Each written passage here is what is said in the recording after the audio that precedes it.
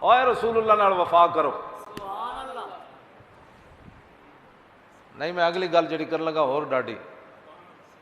حضرت حضور دی امت نو حضور نال کتنا پیار کرنا چاہیے. جدو اسرائیل آئے نا حضور دی بارگاہ وچ بھئی دنیا تو ہن جانا ہے, سنا مسلمانہ تو ایک بار یوم منا کے سال بعد میلاد منا کے تو کی سمجھنا میں حضور دا حق ادا کیتا ہے. تو ایک باری درود پڑھن لگے ادھر ادھر ویکھنا, دوسری باری ویکھنا, پھر مولانا میں درود پڑھ رہا ہے, پھر درود پڑھا, تیسری باری انگوٹھے چومن تو پھر لوگ ہاتھ تھلے کر دیں. سن رسول اللہ نے کی کیا جدو اسرائیل حضور دی بارگاہ وچ آئے نا بھائی ہن چلنا ہے واپس, تو پتہ ہے حضور نے کی فرمایا؟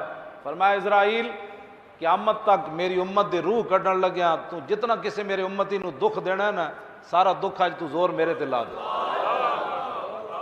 دسو یار یہ تو پیو بھی نہیں کہہ سکتا بھائی اسرائیل نو کہ جڑا مینو تکلیف دینی ہے مینو دے دے, میرے پتر نو نہ دے.